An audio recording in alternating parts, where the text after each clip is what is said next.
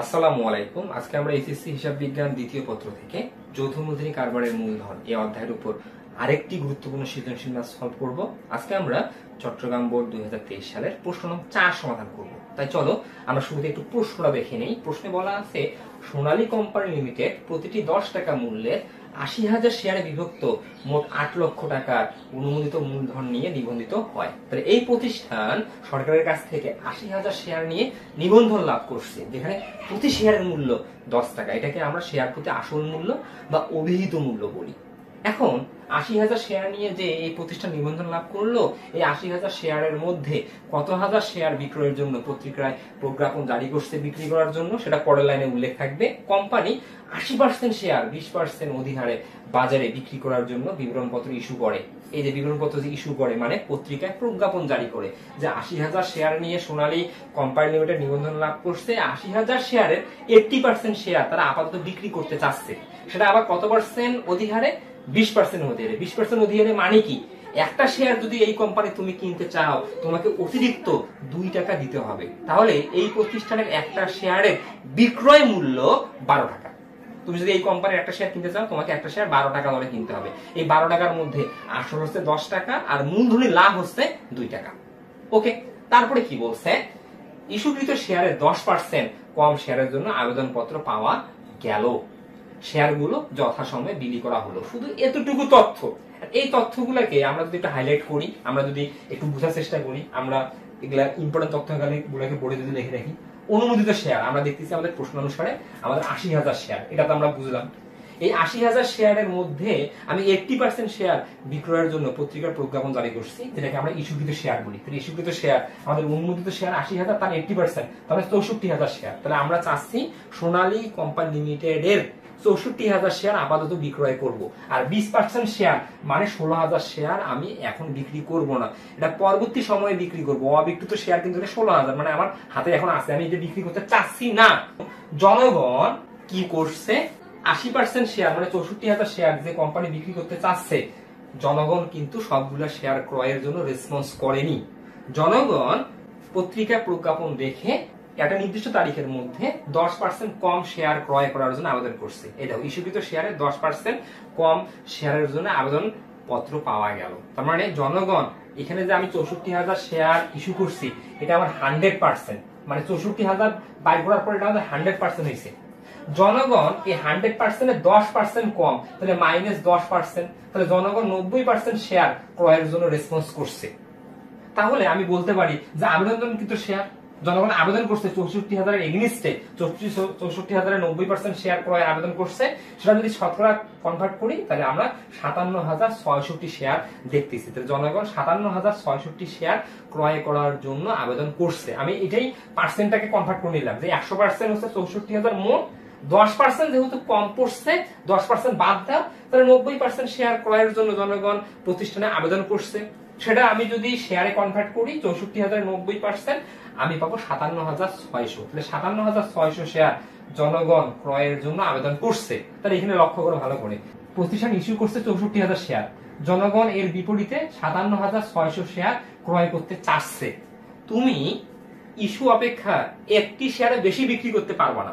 তুমি বিক্রি করবা না ইস্যুর সমান, না ইস্যুর কম। এখানে তুমি ইস্যুর সমান বিক্রি করতে পারবা না, কারণ তুমি ইস্যু করছো ৬৪,০০০, এর চাহিদা কম, জনগণ কিনতে চাচ্ছে ৫৭,৬০০। এখন জনগণ যদি ইস্যু অপেক্ষা কম বা ইস্যুর সমান কিনতে চায়, তাহলে এখানে অতিরিক্ত শেয়ার নেই। তাহলে জনগণ কিনতে চাচ্ছে কত? ৫৭,৬০০। তাহলে তোমাকে ৫৭,৬০০ শেয়ারই বিক্রি করতে হবে কোম্পানি আইন অনুযায়ী। তাহলে আমি বলতে পারি যে বিলিখিত শেয়ার হচ্ছে জনগণ যত হাজার শেয়ারের জন্য আবেদন করছে ৫৭,৬০০, যেহেতু ইস্যু অপেক্ষা কম, তাই বিলিখিত শেয়ার ৫৭,৬০০ শেয়ার। এটা খুবই গুরুত্বপূর্ণ। তাহলে আমাকে এই জিনিসটাকে বুঝতে হবে। তাহলে অনুমোদিত শেয়ার ৮০,০০০ শেয়ার, এই ৮০,০০০ শেয়ারের মধ্যে আমি ইস্যু করছি বিক্রি করার জন্য ৬৪,০০০ শেয়ার, জনগণ 10% কম শেয়ার ক্রয়ের জন্য আবেদন করছে। তাহলে জনগণ ৬৪,০০০ ১০০% ছিল, ৯০% শেয়ার ক্রয়ের জন্য আবেদন করছে, সেটা ৫৭,৬০০। তাহলে আমার বিলিকৃত শেয়ার বা বিক্রয়কৃত শেয়ার হচ্ছে ৫৭,৬০০। এখন কয় কি বলছে একটু যদি দেখি, বিলিকৃত শেয়ারের সংখ্যা নির্ণয় করো। তাহলে আমাদের অ্যান্সার কিন্তু এখানে আছে, বিলিকৃত শেয়ার হচ্ছে ৫৭,৬০০। তুমি যা সাজিয়ে লিখবা ক, বিলিকৃত শেয়ারের সংখ্যা নির্ণয়। তুমি লিখবা ৪ নং প্রশ্নের সমাধান ক, বিলিকৃত শেয়ারের সংখ্যা নির্ণয়। এটা আমি তোমাকে বোঝানোর জন্য শিখালাম, এটা ইম্পর্টেন্ট, এটা বুঝলেই তুমি অঙ্কটা করতে পারবে। তাহলে বিলিকৃত শেয়ারের সংখ্যা নির্ণয়, বিলিখিত শেয়ার ইকুয়াল ইস্যুকৃত শেয়ার ইন্টু 90%। আমরা সরাসরি যদি এইভাবে দেখি কোনো সমস্যা নাই। তাহলে আমি ইস্যুকৃত শেয়ার কত? 64,000।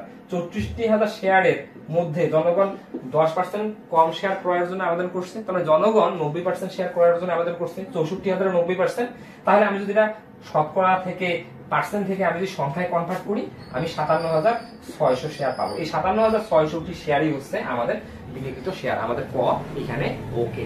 খুব সহজে আমরা ক এর আনসারটা করতে পারলাম। এখন আমরা খ করব। ক্ষয় কি বলছে? প্রয়োজনীয় জাবেদা দাও। জাবেদা বলতে কি? আমাদের এই প্রশ্নে যে লেনদেনগুলো আছে এই লেনদেনগুলোকে আমরা হিসেবের বইতে লিপিবদ্ধ করব। যদি লেনদেন হয় আমি জাবেদা করব, যদি লেনদেন না হয় আমি জাবেদা করব না। আমরা যদি লাইন বাই লাইন পড়ি, সোনালী কোম্পানি লিমিটেড প্রতিটি 10 টাকা মূল্যে 80,000 শেয়ারে বিভক্ত 8 লক্ষ টাকার অনুমোদিত মূলধন নিয়ে নিবন্ধিত হয়। এই যে লাইনটা আছে এই লাইনটা হচ্ছে অনার্থিক ঘটনা। এই প্রতিষ্ঠান 80,000 শেয়ার নিয়ে নিবন্ধন লাভ করছে।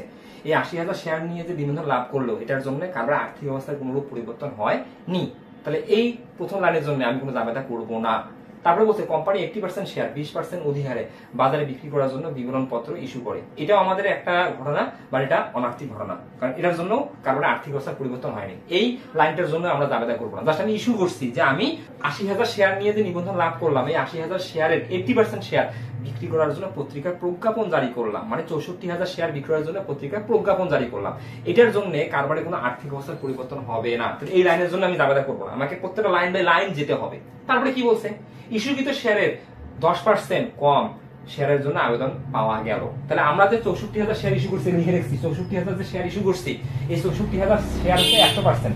জনগণ 100% শেয়ার ক্রয়ের জন্য আবেদন করেনি, বা 100% এর চেয়ে অধিক শেয়ার ক্রয়ের জন্য আবেদন করেনি। জনগণ 100% এর চেয়ে 10% কম শেয়ার ক্রয়ের জন্য আবেদন করছে। তার মানে আমি বলতে পারি যে জনগণ 90% শেয়ার ক্রয়ের জন্য আবেদন করছে। কত শেয়ারের উপর? 90%। 64,000 শেয়ারের উপর 90%। তার মানে জনগণ 57,600 শেয়ার ক্রয়ের জন্য আবেদন করছে। এই যে জনগণ 57,600 শেয়ার ক্রয়ের জন্য যে কোম্পানি বরাবর আবেদন করছে, তার মানে কোম্পানি 57,600 শেয়ারের আবেদনের টাকা পাইছে। এইটা হচ্ছে আমাদের আর্থিক লেনদেন। এটা একটা ঘটনা, কিন্তু এটা আর্থিক ঘটনা, তাই এটা লেনদেন। যেহেতু এটা লেনদেন এটার জন্য আমি জাবেদা করবো। তাহলে আমি যে 57,600 শেয়ারের আবেদনের টাকা পেলাম এটার জন্য আমি জাবেদা করবো কোম্পানির দৃষ্টিকোণ থেকে ব্যাংক হিসাব ডেবিট, শেয়ার আবেদন হিসাব ক্রেডিট। কারণ যখন কোম্পানি শেয়ার বিক্রয়ের টাকা পায় তখন শেয়ার আবেদন নামে একটা সাময়িক দায়ের সৃষ্টি করে। তাহলে এই কোম্পানি কত হাজার শেয়ারের আবেদনের টাকা পাইছে? 57,600 শেয়ারের আবেদনের টাকা পাইছে। এর শেয়ার প্রতি মূল্য কত? এর শেয়ার প্রতি আসল মূল্য 10 টাকা। এখানে তুমি যদি এই কোম্পানির শেয়ার কিনতে চাও তোমাকে 10 টাকার 20% বেশি মূল্য পে করতে হবে।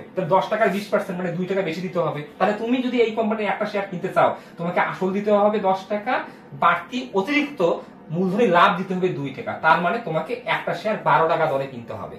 তার মানে সাধারণ জনগণ এই কোম্পানিতে যে 57,600 শেয়ারের টাকা দিয়ে আবেদন করছে, তাহলে শেয়ার প্রতি 12 টাকা করে তারা কোম্পানিতে জমা দিচ্ছে। তাহলে কোম্পানি 57,600 শেয়ারের এগেইনস্টে শেয়ার প্রতি 12 টাকা করে পাইছে। তাহলে আমি এই জন্য জাবেদা করবো। লিখবা খ জাবেদা, তুমি সলভ করবা, তারিখ বিবরণ কোথেন বিষয় ডেবিট টাকা ক্রেডিট টাকা সব করে নিবা। আমি না করে জাবেদা বুঝাচ্ছি। ওকে, তাহলে আমরা কি করব? প্রথম জাবেদায় যেহেতু আমরা আবেদনের টাকা পাইছি এই জন্য ব্যাংক হিসাব ডেবিট করব, শেয়ার আবেদন হিসাব ক্রেডিট করব। তাহলে ব্যাংক হিসাব যে ডেবিট করব আমরা 57,600 গুণন শেয়ার প্রতি মূল্য কত, বিক্রয় মূল্য কত 12 টাকা, 12 দ্বারা গুণ করব। তাহলে আমরা পাবো 6,91,200। আমরা খুব সহজে ব্যাংক হিসাব ডেবিট পেলাম 6,91,200। তাহলে শেয়ার আবেদন হিসাব ক্রেডিট 6,91,200 আমরা খুব সহজে বুঝতে পারলাম। ওকে, তারপরে কি বলছে? শেয়ারগুলো যথাসময়ে বিলি করা হলো। তার মানে আমরা যে আবেদনের টাকা পেলাম যথাসময়ে বিলি করা হলো মানে কি? শেয়ার হোল্ডারদের মাঝে বন্টন করা হলো। তার মানে এই আবেদনের টাকাটাকে এখন আমাকে মূলধনে স্থানান্তর করতে হবে। তাহলে আমি যে শেয়ার আবেদনের টাকা পেলাম, আমরা কত হাজার শেয়ারের টাকা পেয়েছি? আমরা 57,600 শেয়ারের টাকা পাইছি 12 টাকা করে। আমরা টাকা পাইলাম 6,91,200। এই যে 6,91,200 টাকা যে পেলাম, এখানে কি আমার কোনো অতিরিক্ত শেয়ারের টাকা আছে না? নেই, কারণ আমি তো ইস্যু করছিলাম 64,000 শেয়ার। এই 64,000 শেয়ারের মধ্যে জনগণ কিনতে চাচ্ছে 57,600 শেয়ার। তাহলে কিন্তু বাড়তি শেয়ারের কোনো প্রশ্নই আসে না। যেহেতু অতিরিক্ত শেয়ার নেই তাহলে এখানে ফেরতের কোনো অপশন নেই। তাহলে আমি কি করব? এই 6,91,200 শেয়ারের টাকা এখন আমরা মূলধন হিসেবে স্থানান্তর করব। এই জন্য আমরা দ্বিতীয় জাবেদা এসে কি করি? আমরা যে সাময়িক দায়কে আমরা বৃদ্ধি করছিলাম, ক্রেডিট করছিলাম, আমি যখন মূলধনে স্থানান্তর করবো এই দায়টাকে আমরা কমানোর জন্য শেয়ার আবেদনকে ডেবিট করবো ওই টাকা দ্বারাই। হুবহু ওই টাকায় লিখে দেবো 6,91,200। এই 6,91,200 টাকার মধ্যে কি কি আছে? আমার দুইটা টাকা আছে, একটা হচ্ছে 10 আসল, একটা মূলধনী লাভ, অধিহার 2 টাকা। এটা তোমাকে আগে বুঝতে হবে। তাহলে তুমি যখন মূলধনে স্থানান্তর করবা, তুমি 57,600 গুণন দিবা 10, তাহলে তুমি মূলধন পাবা। তাহলে তুমি কত পাবা? 5,76,000, 5,76,000 টাকা পাবা মূলধন। তাহলে লিখবা 5,76,000 টাকা ক্রেডিট। শেয়ার আবেদন হিসাব ডেবিট, শেয়ার মূলধন হিসাব ক্রেডিট, 5,76,000 টাকা। এখন এখানে অধিহার কত? তাহলে 57,600, শেয়ার প্রতি অধিহার কয় টাকা? 2 টাকা। এটা সবগুলা বিলি দ্বারা হবে, আর ইস্যু দ্বারা হবে না, কারণ এখানে আমি ইস্যু করছিলাম 64,000, কিন্তু জনগণ ক্রয় করতে চাইছে কত? 57,600। এখন আর ইস্যু দ্বারা অঙ্ক করা যাবে না। কখন আমি ইস্যু দ্বারা অঙ্ক করি? যখন ইস্যুর চেয়ে আবেদন বেশি, তখন ইস্যুও যত, বিলিও তত। কিন্তু ইস্যুর চেয়ে যদি আবেদন কম পড়ে, তখন ইস্যু আর বিলি কি একই না আলাদা? ইস্যু কত, বিলি কত? এখানে ইস্যু হচ্ছে 64,000, বিলি কত? 57,600। তোমাকে এখন এই 57,600 শেয়ার দ্বারা প্রত্যেকটা দাবেদা করতে হবে। তবে যখন তুমি মূলধনে স্থানান্তর করবা, এই 57,600 শেয়ারের টাকা মূলধনে স্থানান্তর করবা। যখন তুমি অধিহার গঠন করবা, 57,600 শেয়ারের টাকা দ্বারা অধিহার গঠন করবা। যখন তুমি অবহার গঠন করবা, 57,600 শেয়ারের টাকা দ্বারা অবহার গঠন করবা। কথা বুঝতে পারছো? এগুলো একদম সিম্পল বিষয়। তাই আমরা কি করবো? শেয়ার অবহার হিসাব ক্রেডিট করব। এই 57,600 গুণন শেয়ার প্রতি মূল্য অবহার 2 টাকা, অর্থাৎ মূলধনী লাভ 2 টাকা। তাহলে আমি কি করব? 57,600 গুণন 2, তাহলে আমরা পাবো 11,15,200। তাহলে 1,15,200। এখন আমি যদি এই ক্রেডিট দুটো যোগ করি, তাহলে এই ডেবিটের সমান হবে। এটাই হচ্ছে আমাদের দ্বিতীয় জাবেদা, যে শেয়ার গুলো যথাসময়ে বিলি করা হলো। তাহলে আমি আবারও বলতেছি, এখানে আমাকে যে জাবেদা করতে বলছে, আমি এখানে যেটা যে লেনদেন আর্থিক ঘটনা তার জাবেদা করবো। এখানে আর্থিক ঘটনা আমি 2টা পাইছি। ইস্যুকৃত শেয়ারের 10% কম শেয়ারের জন্য আবেদন পাওয়া গেল। তাহলে আমরা জানি যে শেয়ার বিক্রি করার লক্ষ্যে কোম্পানি যদি শেয়ার জনগণের কাছ থেকে শেয়ার আবেদনের টাকা পায়, তখন জাবেদা কি করে? যেভাবেই আমি করি না কেন, অধিহার হোক, অবহার হোক, সমহার হোক, যেভাবেই হোক না কেন, আমি কি করি? ব্যাংক হিসাবকে ডেবিট করি, শেয়ার আবেদন হিসাবকে ক্রেডিট করি। তারপরে আমরা কি করি? সেই শেয়ার আবেদনের টাকাটাকে আমরা মূলধনে স্থানান্তর করি। মূলধনে স্থানান্তর করার সময় যদি অবহার থাকে, অবহারকে ডেবিট করি। অবহার মানে মূলধনী ক্ষতি। আর যদি অধিহার থাকে, অধিহারকে ক্রেডিট করি। কেন? অধিহার হচ্ছে মূলধনী লাভ। লাভ মানে হিসাব বিজ্ঞানে ক্রেডিট, আয় মানে হিসাব বিজ্ঞানে ক্রেডিট। এই জন্য আমরা শেয়ার অধিহারকে ক্রেডিট করছি। মূল কারণটা হচ্ছে এটা। যদি এখানে অতিরিক্ত শেয়ারের টাকা থাকতো, আমি যেভাবে টাকা পাইছি ব্যাংক হিসাবকে ডেবিট করছি, আমরা ব্যাংক হিসাবকে ক্রেডিট করার মাধ্যমে আমরা এই জাবেদাটা শেষ করতাম। আবার যদি প্রশ্নে অবলোকের কমিশন থাকতো, ব্যাংক চার্জ থাকতো, আমরা তার জন্য একটা জাবেদা করতাম। এখানে নাই, আমরা জাবেদা করবো না। তাহলে আমাদের খ হয়ে গেল, কারণ এখানে খয়ে বলছে প্রয়োজনীয় জাবেদা দাখিলা দাও। খ আমাদের ডান। এখন আমরা গয়ের সমাধান করবো। গয় কি বলছে? কোম্পানির আর্থিক অবস্থার বিবরণী প্রস্তুত করবো। আর্থিক অবস্থার বিবরণী বলতে আমরা একটা নির্দিষ্ট তারিখে কারবারে মোট কত টাকা সম্পদ আছে এটা নির্ণয় করবো, এবং কত টাকা দায় ও মার্কা সত্ত্ব আছে এটা নির্ণয় করবো। প্রথমে আমরা নির্দিষ্ট তারিখে সম্পদ বের করবো। এই লক্ষ্যে আমরা লিখবো আর্থিক অবস্থার বিবরণী। প্রথমে প্রতিষ্ঠান নাম, আর্থিক অবস্থার বিবরণী অমুক সালের 31 ডিসেম্বর তারিখের জন্য একটা নির্দিষ্ট তারিখে আমরা নির্ণয় করবো। প্রথমে লিখবো সম্পদ। আমরা যৌথ মূলধনী কারবারের মূলধন এই অধ্যায়ে যখন আর্থিক অবস্থার বিবরণী প্রস্তুত করি, আমরা সম্পদগুলোকে 3 ভাবে লিপিবদ্ধ করি। একটা হচ্ছে প্রথমে স্থায়ী সম্পদ, তারপরে চলতি সম্পদ, তারপরে অলিক সম্পদ। এখানে দীর্ঘমেয়াদী সম্পদ থাকে না।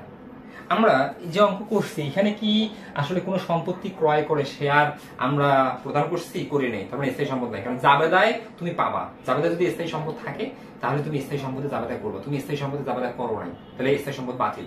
তারপরে তুমি চলতি সম্পদ তথা ব্যাংক হিসাব তার জাবেদা করছো, কারণ এর স্পষ্ট বলা আছে ইস্যুকৃত শেয়ারের 10% কম শেয়ারের জন্য আবেদন পাওয়া গেল। তাহলে প্রথম জাবেদা তুমি কি করছিলা? ব্যাংক হিসাব ডেবিট, শেয়ার আবেদন হিসাব ক্রেডিট। ব্যাংক হিসাব তুমি ডেবিট করছিলা 57,600 গুণন 12 টাকা দরে। তাহলে তুমি ব্যাংক হিসাব ডেবিট করছিলা 6,91,000 টাকা। পরবর্তীতে তুমি যে দ্বিতীয় জাবেদা করছো, ওইখানে তো ব্যাংক হিসাবকে ক্রেডিট করো না। এখানে জাবেদার উপর বেস করে আমি সম্পদগুলো লিখবো। তাহলে আমার এখানে চলতি সম্পদ ব্যাংক জমা একটা আছে, সেটা হচ্ছে 6,91,200। এটাই আমরা এই যে চলতি সম্পদ, চলতি সম্পদ দিয়ে লিখবো ব্যাংক জমা, একদম দ্বিতীয় ঘরে দিব 6,91,200 টাকা। বাস হয়ে গেল আমাদের। এটাই হচ্ছে চলতি সম্পদ ব্যাংক জমা। এখানে আমাদের এই অঙ্কে অবলোককের কমিশন, ব্যাংক চার্জ, শেয়ার অবহার এই জাতীয় হিসাবগুলো নেই।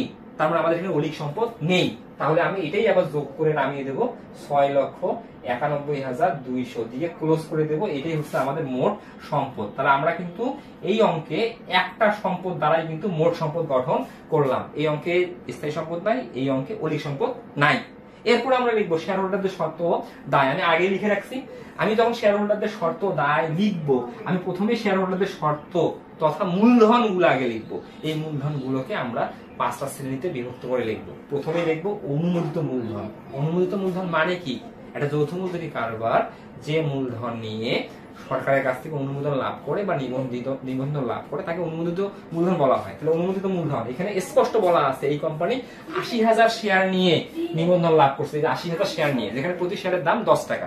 এখন আমি অধিহারে বিক্রি করি আর অবহারে বিক্রি করি আর সমহারে বিক্রি করি। আমি যখন মূলধন গঠন করবো আমি আসল মূল্য দ্বারাই মূলধন গঠন করবো। তাহলে এখানে অনুমোদিত মূলধন, এখানে অনুমোদিত শেয়ার হচ্ছে ৮০,০০০, প্রতি শেয়ারের মূল্য 10 টাকা। তাহলে ৮০,০০০কে যদি 10 টাকা দ্বারা গুণ করি আমরা অনুমোদিত মূলধন পাবো ৮ লক্ষ টাকা। লিখে আমি ক্লোজ করে দিব। এরপরে এই প্রতিষ্ঠান ইস্যু করছে কত হাজার শেয়ার? এই ৮০,০০০ শেয়ারের 80% শেয়ার। তাহলে ৮০,০০০ 80% ৬৪,০০০ শেয়ার। তাহলে ইস্যুকৃত মূলধন ৬৪,০০০ শেয়ার, প্রতিটি শেয়ার 10 টাকা। তাহলে ৬,৪০,০০০ টাকা। এটাও আমরা ক্লোজ করে দিব। এখন আগের অঙ্কগুলায় যে ইস্যু ছিল সেটাই বিলি ছিল, সেটাই তলব ছিল। এই অঙ্কে পার্থক্য আছে, কারণ আমরা ইস্যু করছি ৬৪,০০০ শেয়ার, তার মধ্যে জনগণ ক্রয় করতে চাইছে ৫৭,৬০০ শেয়ার। তাহলে ইস্যু অপেক্ষা জনগণ কম ক্রয় করতে চাইছে। তাহলে ইস্যু অপেক্ষা যদি জনগণ কম ক্রয়ের আবেদন করে তখন বিলিকৃত এইটা হয় কমটা, তখন ইস্যুটা আর বিক্রি হবে না। কারণ এখানে জোর করে আমি শেয়ার বিক্রি করতে পারবো না, যেমন আমি বেশি শেয়ারও দিতে পারবো না, আমি আবার জোর করে শেয়ারও দিতে পারবো না। তাহলে আমি ইস্যু করছি ৬৪,০০০ শেয়ার বিক্রি করার জন্য, বাট চাহিদা কম, জনগণ ক্রয় করতে চাচ্ছে ৫৭,৬০০। জনগণ যত ক্রয় করতে চাবে, যদি ইস্যু অপেক্ষা কম আবেদন পড়ে ততই আমাকে বাধ্য হয়ে বিক্রি করতে হবে, এটা কোম্পানি আইন। তাহলে আমি এখানে ইস্যু করছি ৬৪,০০০ শেয়ার, কিন্তু বিলি করছি আমি 10% কম, কারণ জনগণ 10% কম শেয়ার ক্রয়ের জন্য আবেদন করছে। তাহলে ৯০% শেয়ার ক্রয়ের জন্য আবেদন করছে। তাহলে আমি যদি ৬৪,০০০-এর ৯০% কাটি তাহলে বিলি হবে ৫৭,৬০০। আমি বারবার তোমাকে বলছি যেটাই বিলি ওইটাই তলব ওইটাই আদায়। তো লেখার সিস্টেম বিলি ও তলব তুমি একসাথে লিখবা। বিলিকৃত ও তলবকৃত মূলধন ব্র্যাকেটে ৫৭,৬০০। ৫৭,৬০০ কিভাবে আসলো? ৬৪,০০০-এর ৯০%, কারণ 10% কম আবেদন করছে। তাহলে ৬৪,০০০-এর আমি যদি, যেহেতু 10% কম, আমি যদি 10% বাদ দিই, কারণ এই ৬৪,০০০ ছিল 100%, তাহলে আমি 100% ইস্যু করছি। জনগণ 10% কম আবেদন করছে, তাহলে জনগণ 90% শেয়ার ক্রয়ের জন্য আবেদন করছে। তাহলে জনগণ কত হাজার শেয়ার ক্রয়ের জন্য আবেদন করছে? ৬৪,০০০ যদি 90% আমি কাটি তাহলে ৫৭,৬০০। এই ৫৭,৬০০ শেয়ারের জন্য জনগণ আবেদন করছে। যেহেতু ইস্যুর চেয়ে কম আবেদন পড়ছে, যত আবেদন পড়ছে ততই আমি বিক্রি করব। এখানে আমি চাইলেও আর বেশি বিক্রি করতে পারবো না, তাই আমরা লিখছি ইস্যু বিলি ও তলবকৃত মূলধন ৫৭,৬০০ শেয়ার, প্রতিটি 10 টাকা করে। তাহলে আমি যদি গুণ করে দেই আমি পাবো ৭,৫,৭৬,০০০ টাকা। বাস, এটা আমি ক্লোজ করে দেবো। বিলিকৃত তলবকৃত মূলধন এক্স্যাক্টলি আদায়কৃত মূলধন দ্বারা আমরা অঙ্ক শুরু করবো। তাহলে আমি লিখবো এখন আদায়কৃত মূলধন। আদায় হবে তলব থেকে, যেটাই বিলি ওটাই তলব ওটাই আদায়। লেখার সিস্টেম হচ্ছে এটা। তাহলে আদায়কৃত মূলধন লিখে আমি লিখবো তলবকৃত মূলধন। আদায়কৃত মূলধন দিয়ে কোলন দিবা, লিখবা তলবকৃত মূলধন। তুমি তলব কত করছো? ৫,৭৬,০০০, ওইটাই তুমি লিখবা। তুমি আর এটা ক্লোজ করে দেবে না, এখান থেকে অঙ্ক শুরু হলো। এখন আমরা জানি যে শেয়ার হোল্ডারদের সত্ত্ব দায়ে যৌথ মূলধনী কারবারের মূলধন এই অধ্যায়ে আর একটা অতিরিক্ত হিসাব আসে, সেটা যদি অধিয়ার থাকে, শেয়ার অধিয়ার যদি থাকে। হ্যাঁ, এই অঙ্কে শেয়ার অধিয়ার আছে। এখানে জনগণ যখন ৫৭,৬০০ শেয়ার ক্রয়ের জন্য আবেদন করছে তখন শেয়ার প্রতি ২ টাকা এখানে লাভ দিছে, অতিরিক্ত টাকা দিছে। এই যে শেয়ার প্রতি বাড়তি যে টাকাটা কোম্পানি নিবে এটাই তো শেয়ার অধিয়ার, মূলধনী লাভ। এই টাকাটা কাদের টাকা? এটা শেয়ার হোল্ডারদের টাকা। তাই আমরা শেয়ার অধিয়ার পাবো ৫৭,৬০০। আমরা জাবেদা কিন্তু করছি গুণন ২, আমরা পাবো ১,১৫,২০০। এখন আমি যদি এই টাকাগুলো যোগ করে দেই আমরা ৬,৯১,২০০ টাকা পাবো। এটাই হচ্ছে অতএব শেয়ার হোল্ডারদের সত্ত্ব ও দায়, মোট শেয়ার হোল্ডারদের সত্ত্ব ও দায়। তাহলে আমরা খুব সহজে এই প্রতিষ্ঠানের আর্থিক অবস্থার বিবরণী প্রস্তুত করতে পারলাম। তারপরেও যদি তোমাদের কোনো সমস্যা থেকে থাকে অবশ্যই তোমরা কমেন্টে জানাবা, ইনশাআল্লাহ আমি সলভ করার চেষ্টা করবো। তো আজকে এই পর্যন্তই। তোমরা ভালো থাকবে, সুস্থ থাকবে। আল্লাহ হাফেজ। আসসালামু আলাইকুম সবাই।